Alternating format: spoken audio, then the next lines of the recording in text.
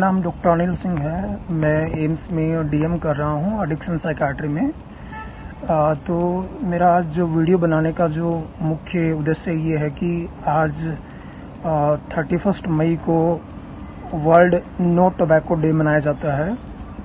उसका main purpose ये होता है कि लोगों में जागरूकता फैलाई जाए तंबाकू से होने वाले नुकसानों के बारे में और उनसे कैसे बचाया जाए, क्योंकि तंबाकू पूरे विश्व में लगभग 80 लाख लोगों की मृत्यु का कारण बनता है एक साल में। तो वर्ल्ड हेल्थ ऑर्गेनाइजेशन ने, जो WHO है, जो पूरे विश्व की स्वास्थ्य की जो प्रक्रियाओं को देखता है, उसने 1987 में 1987 में पहली बार ये रेजोल्यूशन पास किया था कि 31 मई को वर्ल्ड नो टोबैको डे मनाया जाएगा। तब से लेके अभी तक 2021 तक वर्ल्ड नो टोबैको डे मनाया जाता है।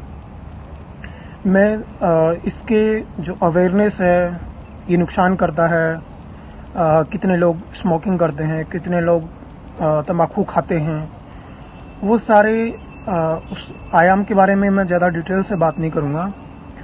मैं एज ए डॉक्टर आपको उसको क्विट करने के, क्योंकि WHO का जो इस बार का जो थीम होता है कि उसको जो मैं किस पर्पज़ पे, किस बेसिस पे इस साल पूरे देश और विदेशों में ये डे सेलिब्रेट करा जाएगा, नो टोबैको डे। तो उसका थीम है कमिट टू क्विट, यानी कि प्रतिज्ञा लेना छोड़ने की। तो तंबाकू छोड़ने की प्रतिज्ञा लेना। तो जैसे कि आप जानते हैं कि पहले हम लोग ये समझते थे कि जितने भी तरह के नशे होते हैं वो इंसान की इच्छा शक्ति पर निर्भर करते हैं, मतलब विल पावर पे। यदि कोई छोड़ना चाहे तो छोड़ सकता है, लेकिन ये धारणा जो है वो गलत है। अब ये हमारे डिजीज़ का, ब्रेन डिजीज़ का पार्ट बन चुकी है। हमारे टेक्स्ट बुक्स में इसके अलग से स्पेशलिस्ट भी होते हैं, जैसे कि मैं भी उनमें से एक हूँ, एडिक्शन स्पेशलिस्ट। तो ये जो नशे की जो बीमारी हैं, ये एक्चुअल में दिमागी बीमारी होती है, साइकोलॉजिकल, मानसिक बीमारी होती हैं, जिसमें विल पावर से बहुत सारे इंसान नहीं छोड़ सकते। जैसे कि हम तंबाकू के बारे में बात करें तो सिर्फ 3% लोग, 3 से 5% लोग ही छोड़ पाते हैं, वो भी बहुत बार प्रयास करने पर। अराउंड टेक्स्ट बुक्स ये कहती हैं कि 30 से 36 बार कोई प्रयास करता है, तब जाके विल पावर से स्मोकिंग या तंबाकू जो खाते हैं वो छोड़ पाते हैं, 100 में से 3 लोग। लेकिन इसके इस्तेमाल करने वाले जो लोग हैं पूरे विश्व में, वो तो बहुत ज़्यादा हैं। तो 3% से काम नहीं चलेगा। तो बाकी जो 97% लोग बच जाते हैं, उनको हमें दवाई की, काउंसलिंग की ज़रूरत पड़ती है। यदि आप किसी अपने दोस्त का, साथी का, या आपके घर में कोई छोड़ना चाहता है, तो और वो ऐसा माना गया है कि हर इंसान जो स्मोकिंग करता है, तंबाकू खाता है, वो छोड़ना चाहता है। लेकिन क्या होता है कि वो आखिर क्यों नहीं छोड़ पाता है?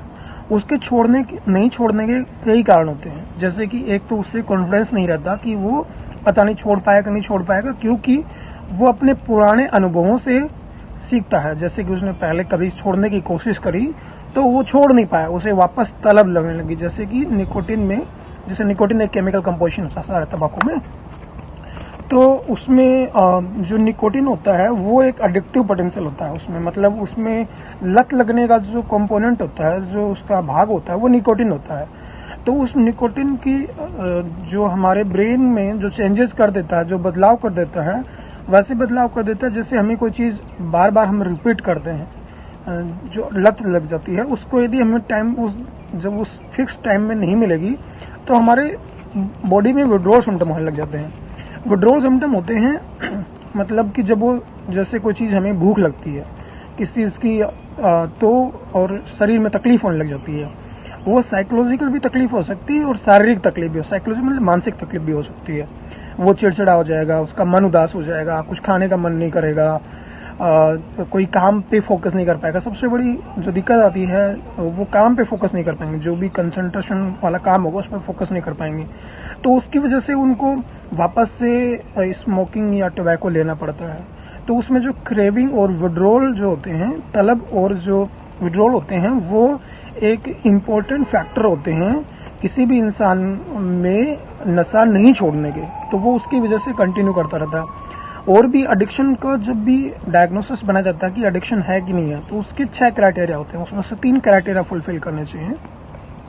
2 क्राइटेरिया हो गए क्रेविंग एंड विड्रॉल। तीसरा क्राइटेरिया ये होता है कि वो बाकी चीज़ों मतलब दैनिक गतिविधियों से ऊपर उठ के जो मनोरंजन की गतिविधियां हैं, लोग बच्चों से, घर वालों से काम पे बात करने के बजाय वो उस नशे को प्रायोरिटी में रखते हैं, मतलब उसको पहले लेना पसंद करते हैं बजाय कि दूसरे कामों को पीछे कर देते हैं, बैक सीट पे कर देते हैं।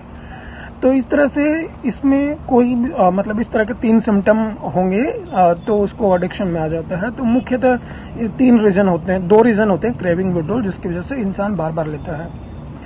तो इन सब का जो इलाज है, उसका इलाज पे बात करें हम लोग, तो ये होगा कि उसको एक तो क्रेविंग ना हो, विड्रॉल ना हो, और उसको एक मोरल सपोर्ट मिले कि लोग उस आसपास दोस्त उस पर कमेंट ना करें, उसको मतलब टेबू ना माने, उसके स्टिग्मा ना करें, उसको गलत नज़रों से ना देखें, नीची नज़रों से ना देखें, उसे उसके कैरेक्टर का फ्लो ना माने, उसके मोरलिटी पे सवाल ना खड़ा करें।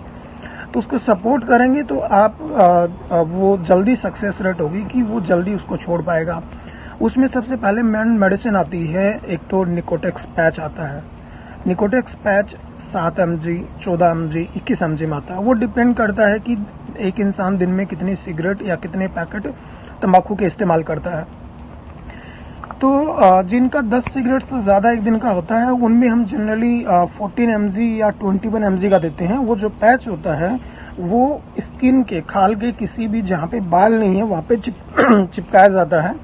उसके चिपकाने से उसमें निकोटिन बहुत धीरे धीरे मात्रा में रिलीज होता है। तो हमारे बॉडी का जो अचानक से हम स्मोकिंग या तंबाकू बंद कर देने से जो क्रेविंग, जो तलब और जो विड्रॉल बॉडी में सिम्टम होते हैं, जो डिस्कम्फर्ट होता है बॉडी में, जो डिफिकल्टी होती है बॉडी में, वो उसको ठीक कर देता है। तो उसकी वजह से क्या होता है कि हमारा मन भी नहीं करता है और शरीर में जो तकलीफ होती है वो सब भी नहीं करते हैं।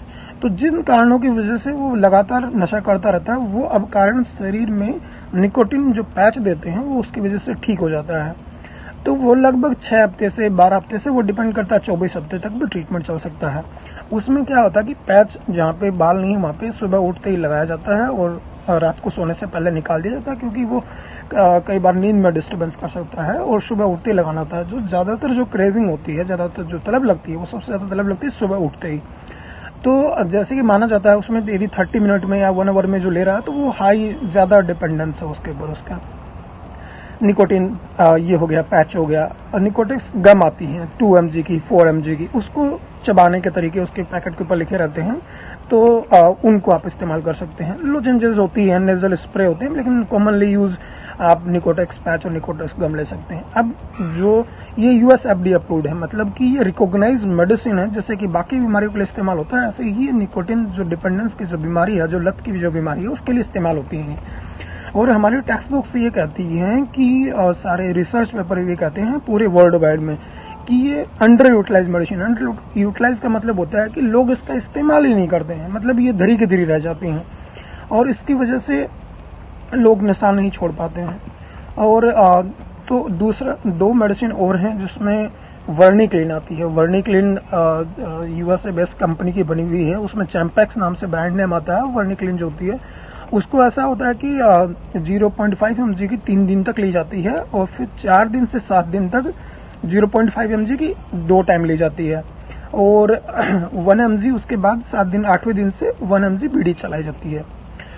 इसको यदि डॉक्टर की देखरेख में लिया जाए वर्निक्लिन को तो ज़्यादा बेहतर रहता है, क्योंकि इसके कुछ न्यूरोसाइकियाट्रिक साइड इफेक्ट भी होते हैं जो कि अभी लिमिटेड हो गए हैं, रिसर्च पेपर कंट्रोवर्शियल है उस पर। लेकिन वर्निक्लिन भी और चैम्पैक्स भी बहुत बेहतरीन दवाई है, जिससे तलब और कम होती है, और जो विड्रॉल होते हैं वो भी काफ़ी कम हो जाते हैं। उससे इंसान का जो क्षमता है, जो विल पावर है, या उसको छोड़ना चाहता है, तो वो उसके ऊपर कॉन्फिडेंस आ जाता है उसको कि हाँ वो छोड़ सकता है। तो जिसकी वजह से वो छोड़ नहीं पाता, वो अब उसको दिक्कत नहीं होती तो वो छोड़ देता है, और इसका भी लंबा ट्रीटमेंट चलता है। तीसरी निकोटेक्स पैच, निकोटेक्स गम आप ओवर द काउंटर किसी भी जो केमिस्ट की शॉप होती है उसको आप ऑर्डर दे देंगे तो वो आपको ला के दे सकता है, अरेंज कर सकता है। वर्निक्लिन भी आपको डॉक्टर की देखरेख में रहेंगे तो ज़्यादा बढ़िया रहेगा। तीसरा आता है बिप्रोपियोन, जो कि एंटी डिप्रेशेंट है, लेकिन मतलब वो उदासी दूर करने के लिए यूज इस्तेमाल हुई थी, लेकिन वो भी एक यूएस एफडीए अप्रूव्ड है, जो कि तंबाकू या निकोटीन या स्मोकिंग के इलाज करने के लिए दवाई का उपयोग होता है। इसमें बिप्रोपियोन 150 mg, 300 mg एक्सटेंडेड रिलीज या प्लेन या ये इस तरह की दी जाती है मेडिसिन। इसमें भी लंबा ट्रीटमेंट चलता है, वो डिपेंड करता है कि कब तक कंटिन्यू करना है। जब तक हम जो हमारा टारगेट है, जो स्मोकिंग कट डाउन करने का, स्टॉप करने का, उसमें स्टॉप करने का जो टारगेट रहता है वो हम अचीव करते हैं।